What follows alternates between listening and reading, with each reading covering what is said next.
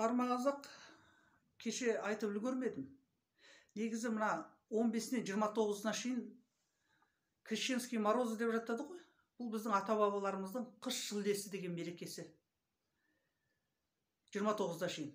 18-ден 19-на қараған күні мына орталық шығыс солтүстік Қазақстанда қатты суық болады, аттың құлағы көрінбейтін. Сол қатты суықта қасқырдың ұрғашысы мен еркегі жұптасады. Сол күні бөрі сырғанақ дейді, сол күні су тазарады. Жалпы тірі ағзаның бәрі тазарады. Суды сағат 4-5 кезінде негізі ата-бабаларымыз ішкен судың ең тазарған уақыты деген. Сол күні балаларды қырқынан шығаруға тырысқан, сол күні екіқабат әйелдер суға түскен. Енді біздің бүкіл мәдениетімізді, жалпы мәдениетімізді, сол ғұндарына Константин Плавийдің әскері болған ғой. Константин Плавий ғұндардан бүкіл біздің мәдениетімізді оқып, үйреніп, Библияны жазып шығарған ғой. Өз Библияны оқысаңыз, қазақтың, түркілердің түпкі мәдениеті өз былай. Түркі мәдениетін білетін адам бірден біледі. 312-ден 325 жылға дейін жазып шығарған. Батыр халық аңғал болады ғой. Ғұндар аңғал болған, ойлаған, бұл адамзатқа түскен несібесі ғой, бұлар да білсін, бұлар да үйренсін деп. Бірақ ол Константиннің оны дін қылып, религия жасап, одан ақша жинайтын, оңбағандық жасап шығарады деп ойламаған ғой. Халықтан ақша жинап, халықты басқару құралы қылады деп ойламаған олар. Сондықтан берген оларға. Енді бізде міне қазір бір екі топ пайда болды. Бұрын орыс құлдар дейдіміз ғой. Қазір екі құлдықта мойнына сіңіргендер бар да, жартылай араб құл, жартылай синтез құлдар. Мысалы, бір адамдар жазып жатыр да, орыстың крестінде нелерің бар деп. Айналайын, орыстың қатысы қанша крестке? Сіздердің Авраам аталарыңыздың христиан, яхуди, ислам екеуі бір атаның баласы. Орыстарға 11-ші ғасырда христиан діні қан қасап қып кірген. Суға лақтырып, крещенный деп шығарып, өлген крест сүйдіріп. Крещенный деп суға тастай. Солай болған. Анау біреу гректің апостолының қызын алам деп аты жөнін ұмытып тұрмын. Сонда айтқан, мен қызымды аласың, сені бірақ ана халқыңды христиан дініне кіргізсең ғана қызымды берем деген. Соны өзінің халқын қырған ғой христиан дініне кіргізу үшін. Ал Киевке 9-ші ғасырда кірген, Ресей, қазіргі Ресей жеріне 11-ші ғасырда кірген. Орыстың крестке ешқандай қатысы жоқ. Енді мына Торғай өңірінде тұрған геоглифтерді біздікі емес дейді. Кресттерді геоглиф.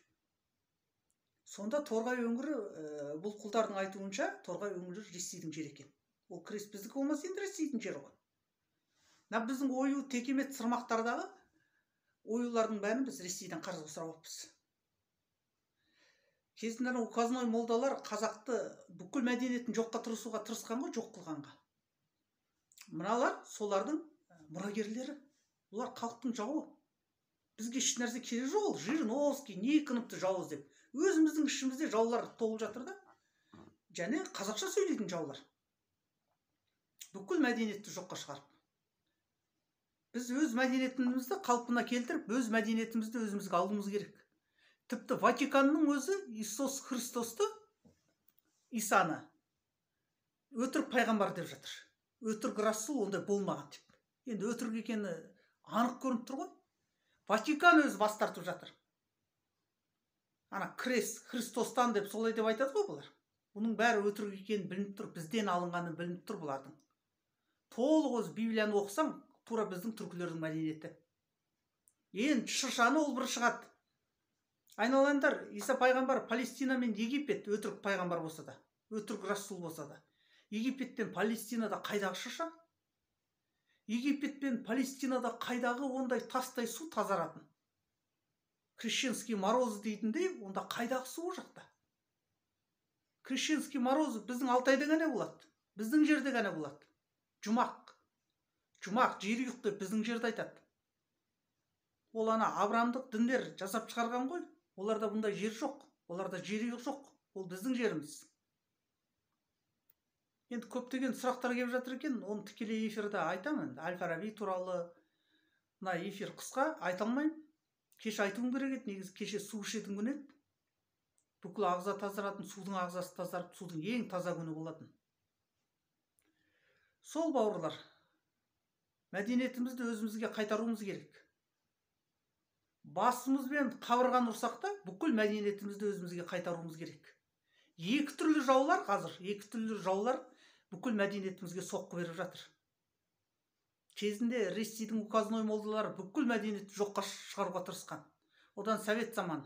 Қазір өзіміздің миссионер уағызшылар, одан қалды мақтабастар бүкіл қазақтың мәдениетінің жауы болып отыр. Бұлар өте ақша көп, бұларда өте қауіпті жаулар.